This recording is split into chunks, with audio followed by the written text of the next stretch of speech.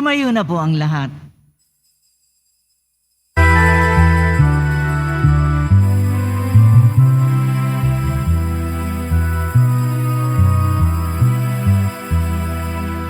Panginoon ay purihin, ngalan niya ay dakilain. Panginoon ay purihin, ngalan niya ay dakilain. Panginoon, ikaw ang may likha ng langit, dagat at lupa, ng buwan, araw at mga bituin, tanan nilalang sa mapawiriin. Panginoon ay purihin, ngalan niya ay dakilain. Panginoon ay purihin, ngalan niya ay dakilain. Ngalan niya ay dakilain. Sa ngalan ng Ama at ng Anak at ng Espiritu Santo, Amen. ang pagpapala ng ating Panginoong Hesukristo, ang pag-ibig ng Diyos Ama, at ang pakikipagkaisa ng Espiritu Santo, naway sumainyong lahat. At sumaiyo rin. Mga kapatid, tinipon tayo bilang mga kaanib ng angkan ng Diyos, kaya dumulog tayo sa maawaing Panginoong napapatawad ng lubos. Sinugong tagapagpagaling sa mga nagsisisi, Panginoon, kaawaan mo kami. Panginoon, kaawaan mo kami. Dumating na tagapaganyayang mga makasalanan ay magsisi, Kristo, kaawaan mo kami. Kristo, kaawaan mo kami. Nakaluklok ka sa kanan ng Diyos Ama para ipamagitan kami. Panginoon, kaawaan mo kami. Panginoon, kaawaan mo kami. Kaawaan tayo na makapangyarihang Diyos, patawarin tayo sa ating mga kasalanan at patnubayan tayo sa buhay na walang hanggan. Amen. Manalangin tayo. Ama naming makapangyarihan, ang iyon nawang kagandahang loob ay manguna at sumubaybay sa aming pamumuhay ngayon at araw-araw upang kami itaguyod sa paninindigang gumawa ng kabutihan sa pamamagitan ni Hesukristo kasama ng Espiritu Santo magpasawalang hanggan. Amen. Maupo po ang lahat. Pagbasa mula sa sulat ni Apostol San Pablo sa mga taga-Roma. Mga kapatid, ipinangako ng Diyos kay Abraham at sa kanyang lahi na mamanahin nila ang sanlibutan. Hindi dahil sa pagsunod niya sa kautusan, kundi sa kanyang pananalig sa Diyos. At sa gayoy, siya ay pinawalang sala. Kaya nga, ang pangako ay nababatay sa pananalig upang ito'y maging isang kaloob sa lahi ni Abraham. Hindi lamang sa mga sumusunod sa kautusan, kundi sa lahat ng nananalig sa Diyos. Tulad niya, yamang siya ang Ama nating lahat. Ganito ang nasusulat. Ginawa kitang ama ng maraming bansa. Ang pangakong ito ay may bisa sa harapan ng Diyos na kanyang pinananaligan, ang Diyos na bumubuhay sa mga patay at lumikha sa lahat ng bagay. Bagamat walang pag-asang magkaanak, nanalig pa rin si Abraham na siya'y magiging ama ng maraming bansa ayon sa sinabi sa kanya, kasindami ng bituin ang magiging lahi mo. Ang salita ng Diyos. Salamat sa Diyos. Nasa isip ng may kapal ang tipan niya kailanman. Nasa isip ng may kapal ang tipan niya kailanman. Ito'y nasaksihan ng mga alipit anak ni Abraham. Gayon din ang lahat ng anak ni Jacob na kanyang hinirang. Ang Panginoong Diyos ay ang Panginoon. Siya ang ating Diyos. Sa kanyang paghatol ay ang nasasaklaw buong San Sinuko. Nasa isip na may kapal ang tipan niya kailanman. Ang tipang pangako'y laging nasa isip niya kailanman. Ang mga pangakong kanyang binitiwan sa lahat ng angkan. Ang tipan ng Diyos ay unang ginawa niya kay Abraham at may pangako ring ginawa kay Isaac na lingkod na mahal. Nasa isip na may kapal ang tipan niya kailanman. Nagunita ng Diyos ang kanyang ginawang mahalagang tipan. Ang pangako niya sa tapat na lingkod niyang si Abraham. Kaya't ang bayan niya ay kanyang inilabas na lugod nang kanyang ialis, umaawit sila ng buong alindog. Nasa isip na may kapal ang tipan niya kailanman. Tumayo na po ang lahat.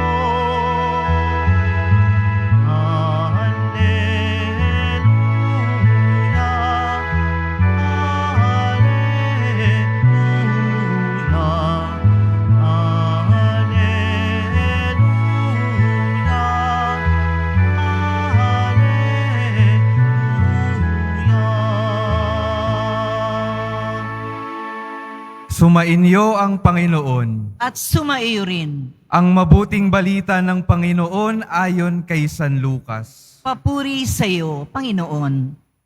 Noong panahong iyon, sinabi ni Jesus sa kanyang mga alagad, "Sinasabi ko sa inyo, ang sino mang kumilala sa akin sa harapan ng mga tao, ay kikilanlin din naman ng Anak ng Tao sa harapan ng mga anghel ng Diyos. Ngunit ang magtatwa sa akin sa harapan ng mga tao, ay itatatwa ko rin naman sa harapan ng mga anghel ng Diyos. Ang sino mang magsalita laban sa Anak ng Tao ay mapapatawad. Ngunit ang lumait sa Espiritu Santo ay hindi mapapatawad.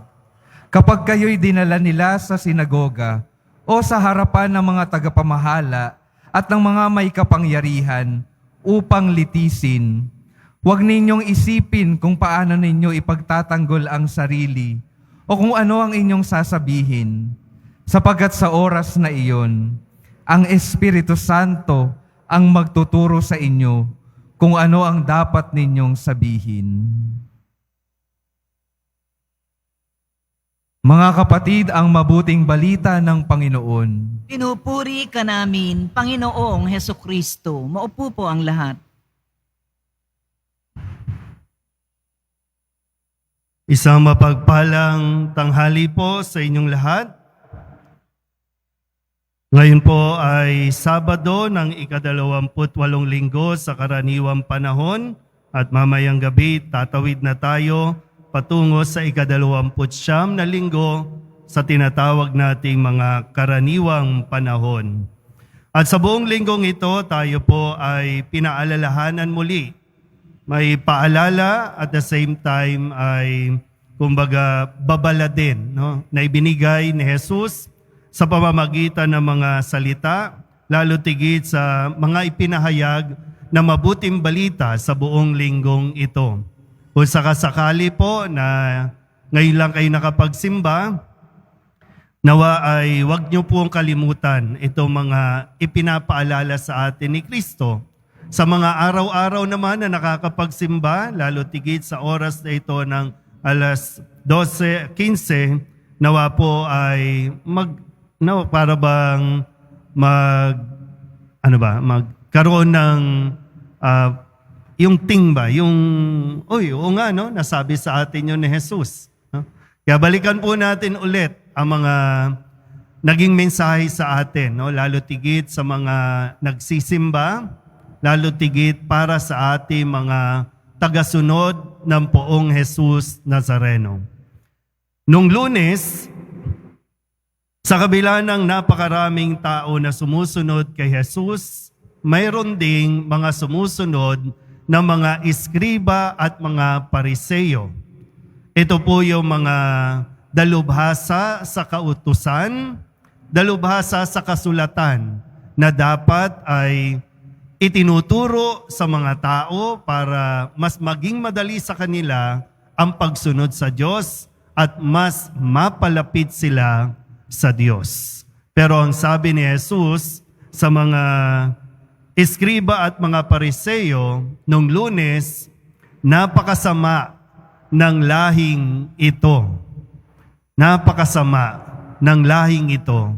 Dahil sa kabila ng mga nakita nila, narinig nila tungkol kay Jesus, na alam naman nila, mabiverify nila yan, kasi sila nga yung dalubhasa sa mga kasulatan, yung mga sinabi ng mga propeta, maging ang mga kautusan ng Diyos, lahat yan makikita mo na kay Kristo, pero mas pinili talaga nilang huwag kilalanin at huwag tanggapin si Jesus bilang anak ng Diyos, bilang ang Mesiyas. Kaya nasabi ni Jesus, napakasama ng lahing ito. Kaya kahit anong hingin nilang palatandaan, hindi na sila pagbibigyan ni Jesus dahil obvious na lahat ng palatandaan nasa Kanya, pero sadyang sarado na ang kanilang puso't isipan. Napakasama ng lahing ito.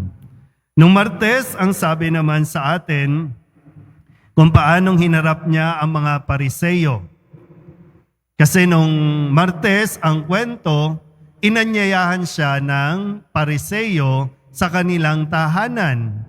Pero doon, inanyayahan siya pero hindi naging hospitable, kundi nagmasid o nagmanman sa mga ikikilos ni Jesus. At nakita nila na si Jesus ay hindi naghugas ng kamay bago kumain.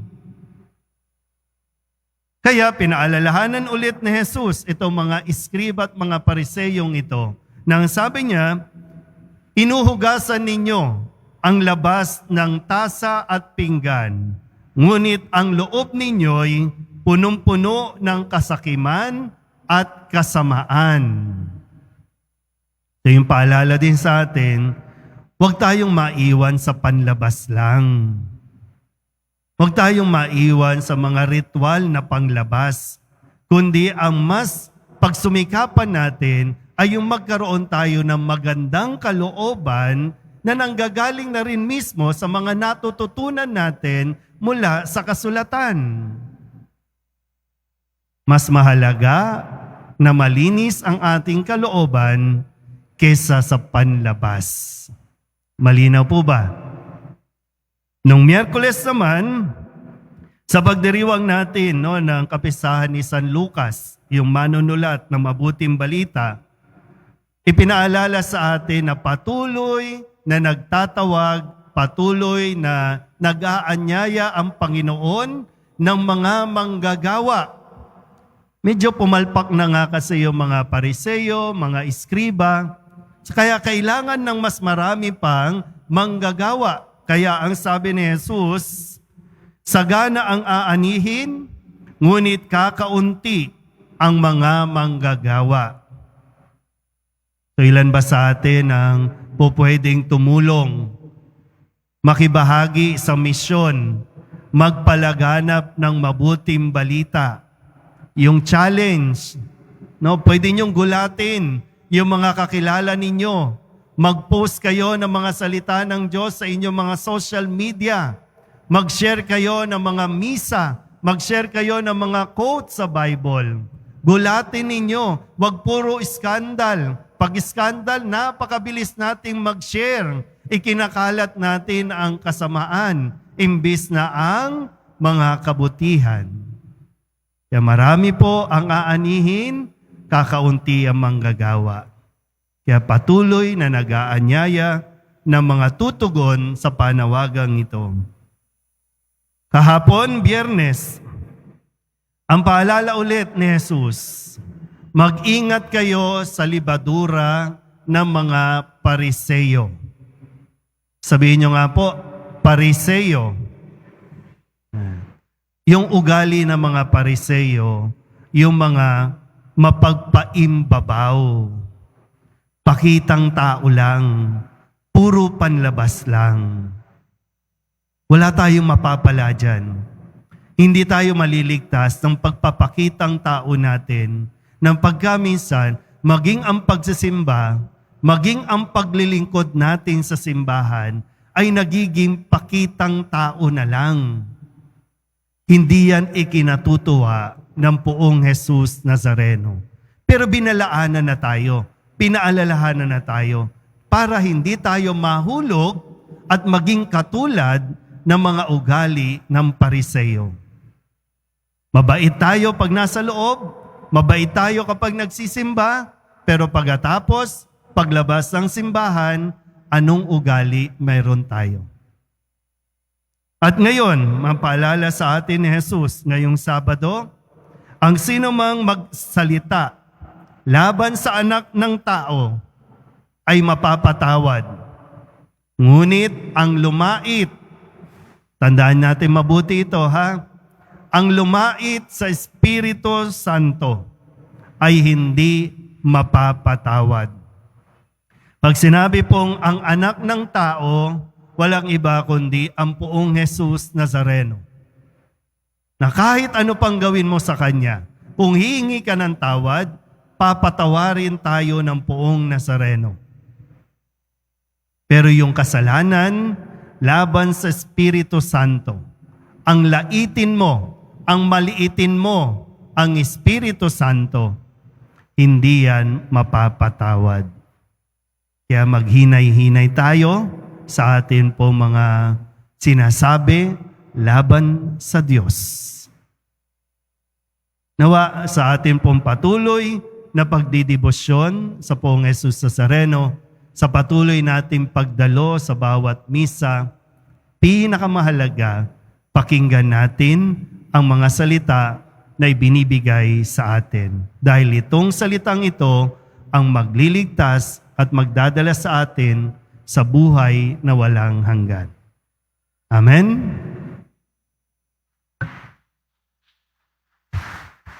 Tumayo na po ang lahat.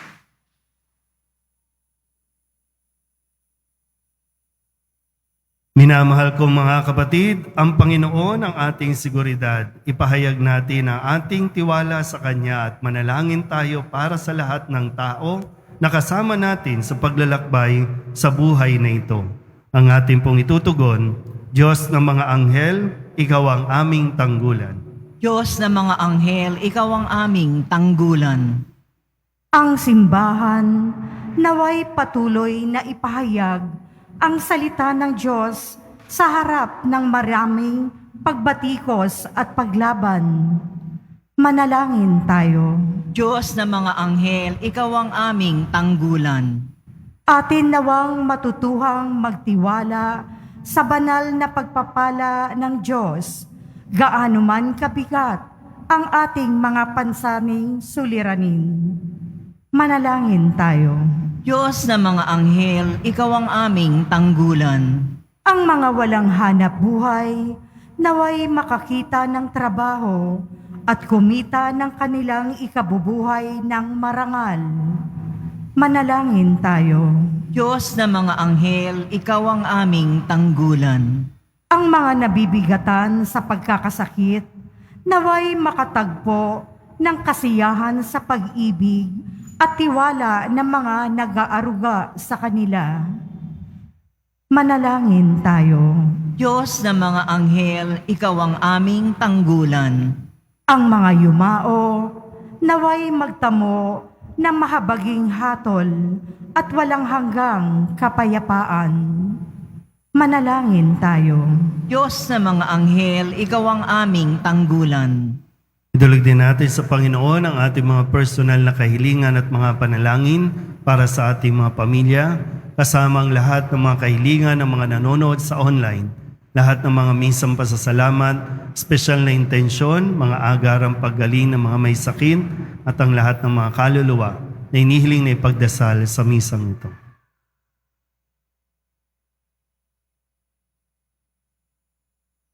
Ang lahat ng ito inihiling namin sa ngalan ni Kristong aming Panginoon. Amen. Maupo na po ang lahat.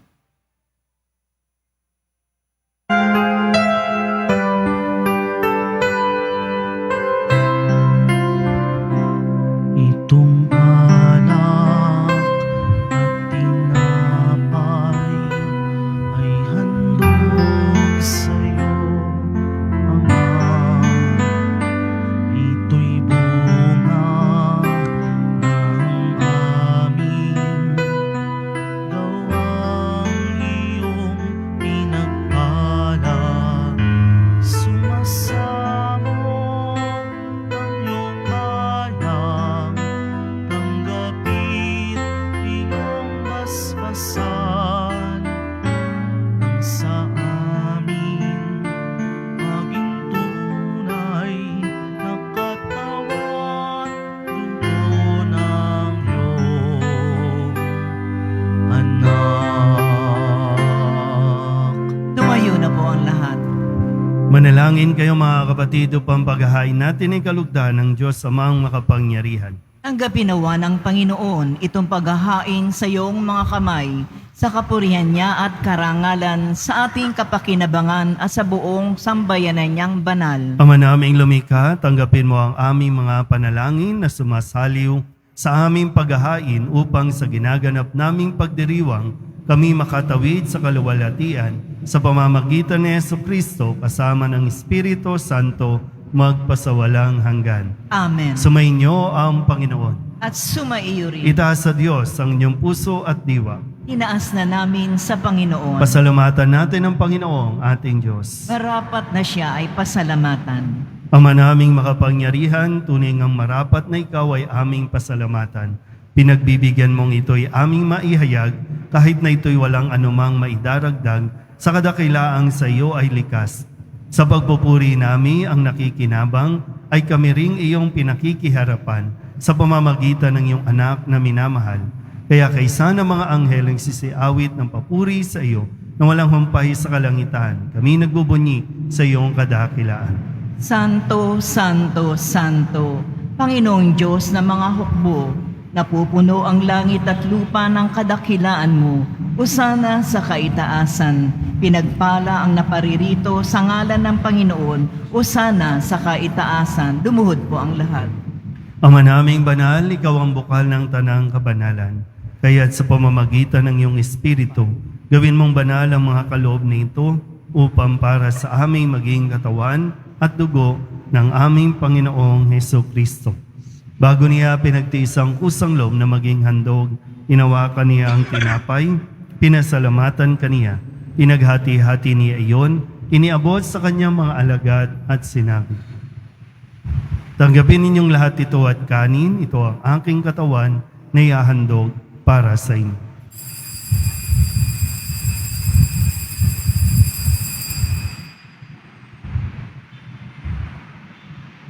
Gayun din naman nung matapos ang hapunan, hinawakan niya ang kalis, muli kaniyang pinasalamatan.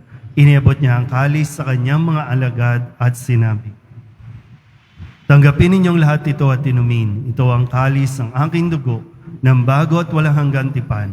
Ang aking dugo na ibubuhos para sa inyo at para sa lahat sa ikapagpapatawad ng mga kasalanan. Gawin ninyo ito sa pag-alaala sa akin.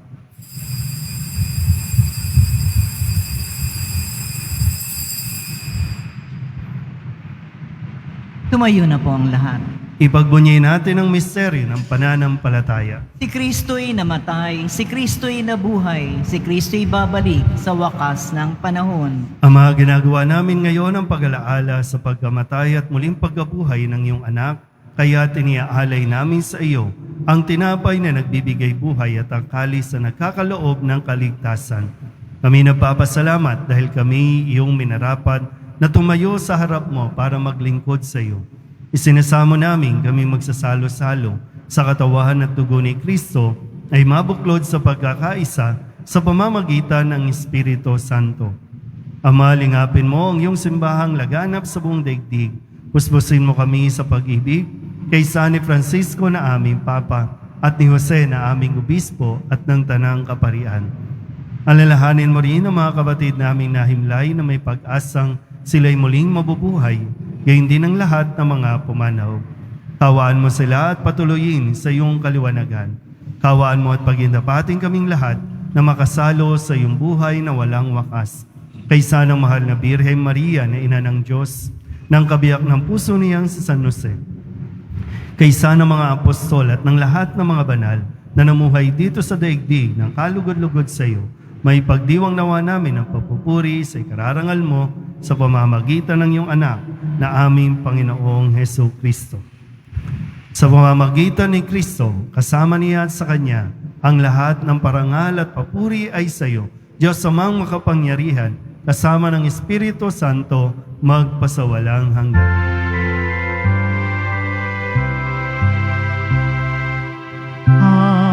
Amen. Amen. Amen.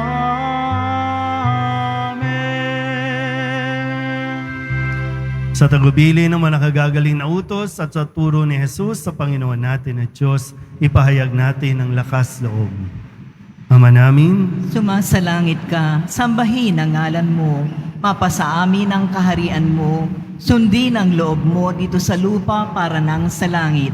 Bigyan mo kami ngayon ng aming kakanin sa araw-araw at patawarin mo kami sa aming mga sala para nang pagpapatawad namin sa nagkakasala sa amin at huwag mo kaming ipahintulot sa tukso at iadya mo kami sa lahat ng masama.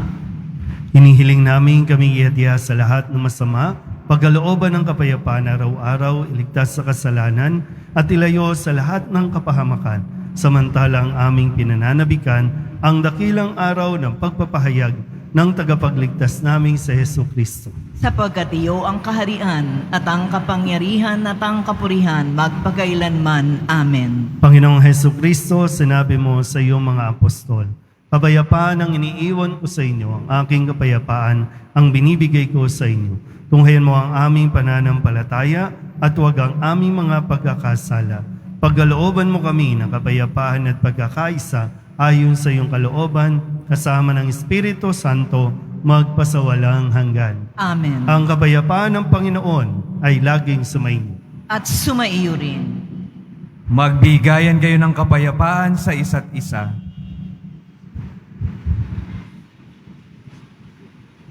Kordero ng Diyos na nag-aalis ng mga kasalanan ng sanlibutan, maawa ka sa amin. Kordero ng Diyos na nag-aalis ng mga kasalanan ng sanlibutan, maawa ka sa amin. Kordero ng Diyos na nag-aalis ng mga kasalanan ng sanlibutan, ipagkaloob mo sa amin ang kapayapaan. Lumuhod po ang lahat. Ito ang kordero ng Diyos. Ito nag-aalis ng kasalanan ng sanlibutan. Mapalad ang mga inanyayahan sa kanyang piging. Panginoon, hindi ako karapat-dapat na magpatuloy sa iyo, ngunit sa isang salita mo lamang ay gagaling na ako.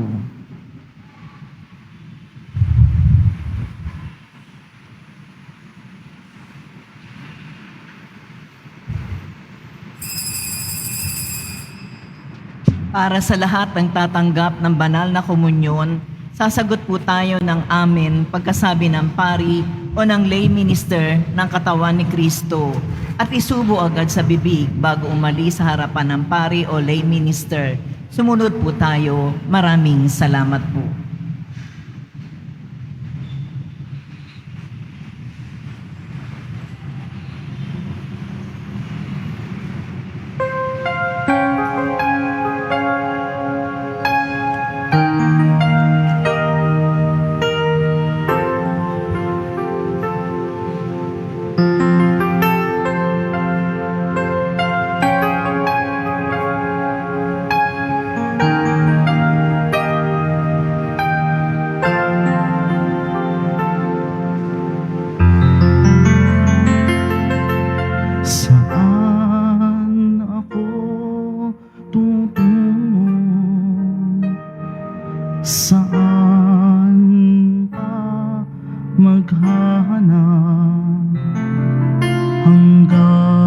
sa dulo ng dagat.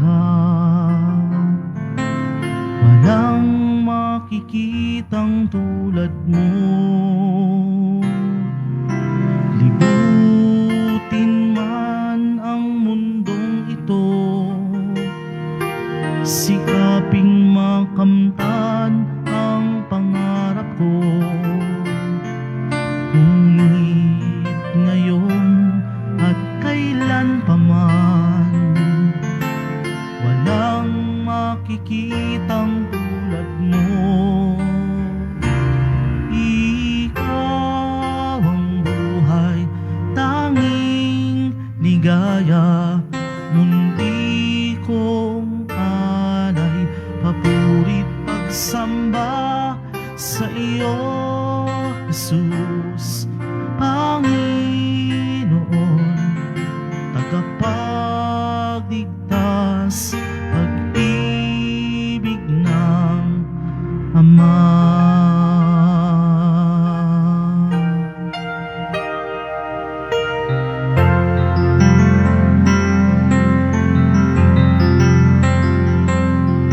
Saan ako tutungo? Saan pa maghahanap? Hanggang sa dulo ng dagat,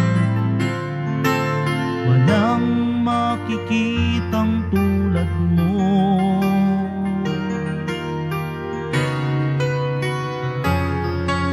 Libutin man ang mundong ito, sikaping makamtan ang pangarap ko.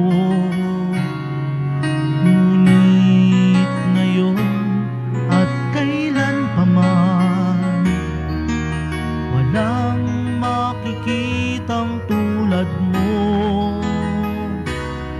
Ikaw ang buhay, tanging ligaya, hindi kong alay, papurit pagsamba sa iyo, Jesus, Panginoon, tagapagligtas, pag-ibig ng Ama.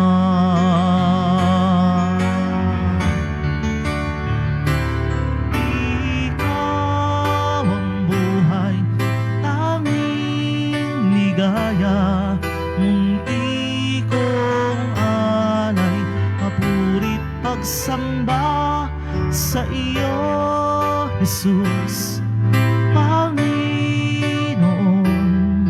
tagapagligtas, pag-ibig ng Ama.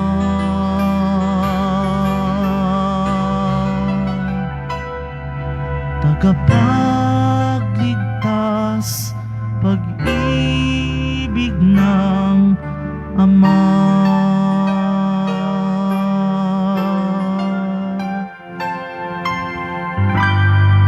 Announcement. Available na po ang ating mga All Souls envelope. Sa mga nagnanais, maaari kayong kumuha malapit sa mga pintuan ng ating simbahan o sa information guard. Isulat lamang po ang mga pangalan ng mga kamag-anak, kaibigan at mga kakilalang na mayapa o sumakabilang buhay na. At sa buong buwan ng Nobyembre, ito po ay ating isasama sa lahat ng mga misa na nagaganap sa ating simbahan. Pagkatapos ng misa, wiwisikan po ang lahat ng banal na tubig. Pinakikiusapan ang lahat na manatili lamang muna sa inyong mga lugar.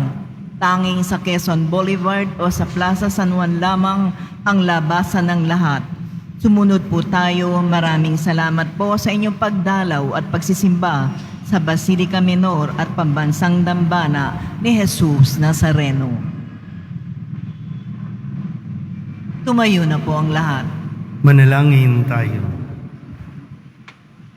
Ama naming mapagmahal, ngayon kami iyong pinapakinabang sa katawat dugong banal.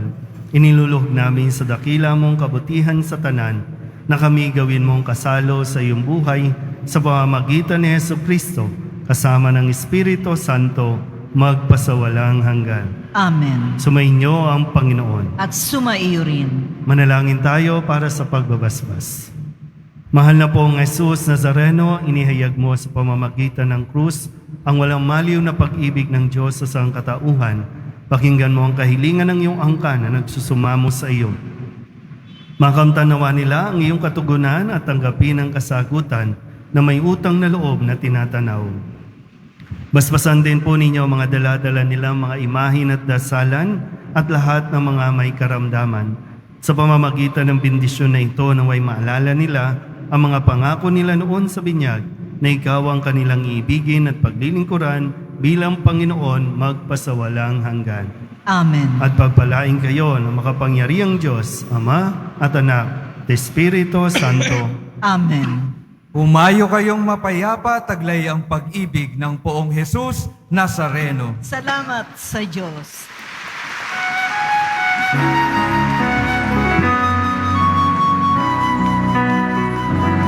Nuestro Padre Jesus Nazareno, sinasamba ka namin. Pinipintuho ka namin.